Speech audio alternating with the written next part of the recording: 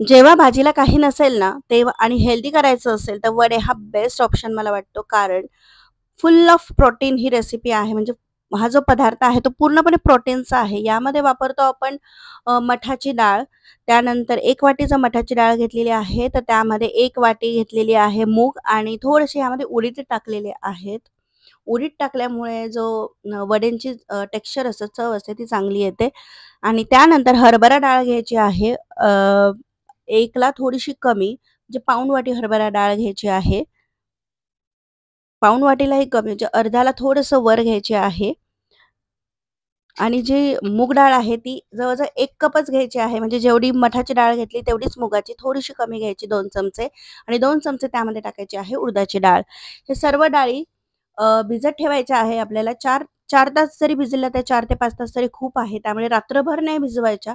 मध्ये कधीतरी रात्री आपल्याला उठतो ना आपण 3-4 वाजता तेव्हा भिजत ठेवायच्या आहेत. स्वच्छ पाण्याने धुवून घ्यायच्या आणि त्यानंतर भिजवायच्या आणि सकाळी त्याच्यातलं पाणी सगळं निथळून घ्यायचं आहे. कारण जेव्हा आपण वडेचं पीठ मिक्सरमध्ये करायचं आहे आपल्याला, तेव्हा अजिबात त्यामध्ये पाणी चालत नाही. नाहीतर मग वडे व्यवस्थित पडत नाही. मठामुगाचे वडे. तर इथं आईने स्वच्छ त्या डाळी धुवून घेतलेल्या आहेत. कारण असते किती पण आपण म्हटलं तरी पावडर असते त्यामध्ये काही कचरा असतो. ते सगळं माती किंवा काही असेल तर ते सगळं निघून जावं यासाठी. आणि त्यानंतर ते उपसून घ्यायचे आहेत सकाळी. पाणी निथळू द्यायचं आणि मिक्सरला वाटून घ्यायचे आहेत आणि प्रत्येक डाळ वेगवेगळीच भिजवायची. कारण एकत्र केलं तर प्रत्येक डाळ ही वेगळी मिक्सरमध्ये दळली जाते. जसं मुगाची डाळ पटकन होते, हरभऱ्याच्या डाळीला थोडासा वेळ लागतो आणि मग नाहीतर मग एकदमच चिकनं पीठ होईल, असं नकोय आपल्याला. म्हणून मग प्रत्येक डाळ ही वेगवेगळी दळायची आणि खूप पण सॉफ्ट नाही, खूप पण जाड नाही, अशी मीडियम असं दळून घ्यायचं आहे. आणि ह्यामध्ये घातलेल्या आहे 8 ते 10 पाकळ्या लसणाच्या बारीक चिरून घेतलेल्या आहेत आणि त्या मिक्सरमध्ये दळल्या आणि त्या ह्या पिठामध्ये घातलेल्या आहेत आणि हे सगळं पीठ एकत्र करायचं आहे आपल्याला. आणि ह्या पिठाचे थालीपीठसुद्धा खूप छान लागतात. भजी, थालीपीठ तुम्ही खाल्ले आहेत का? कमेंट करून नक्की सांगा.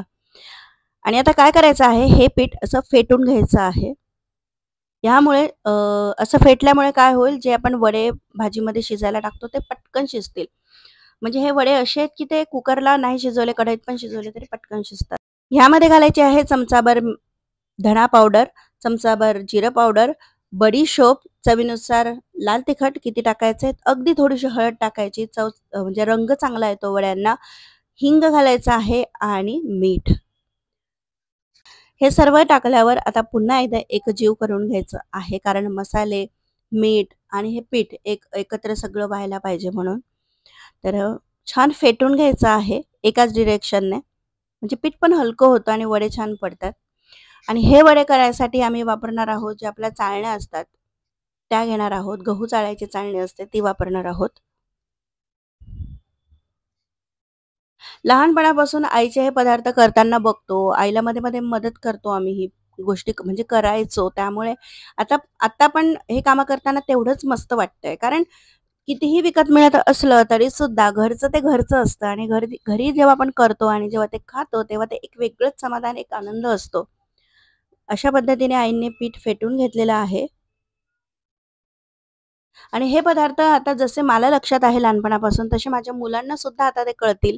आणि हे जे पारंपरिक पदार्थ आहे ते पिढ्यानपिढ्या तसेच चालू ठेवणं ही आपली प्रत्येकाची जबाबदारी आहे.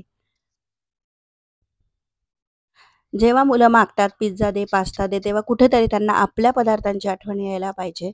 जे असे पारंपरिक पदार्थ आहेत. तर इकडे पीठ व्यवस्थित फेटून झालेलं आहे. मिक्स करून घ्यायचं आणि आता ज्याच्यावर तुम्हाला वाळवायचे आहे प्लास्टिकचे शीट्स असतील किंवा अजून ते अंथरायचे आणि ह्या ज्या अशा पद्धतीच्या स्टीलच्या चाळण्या किंवा लोखंडाच्या, ॲल्युमिनियमच्या असतील त्यामध्ये घालायचे आहे. आता इथं मी तुम्हाला एक टिप देईल. लांब असे छान वडे होण्यासाठी काय करायचं, वड्याचा एक गोळा घ्यायचा आणि जसं व्हिडिओमध्ये म्हणजे आपण जेव्हा असा हात प्रेस करतो, तेव्हा जी चाळणी असते ती सुद्धा पुढे ढकलायची. म्हणजे मग लांब-लांबच वडे पडतात. नाहीतर मग एकाच ठिकाणी चाळणी ठेवली नुसता हात हलवला, तर मग खाली गोळे पडतात.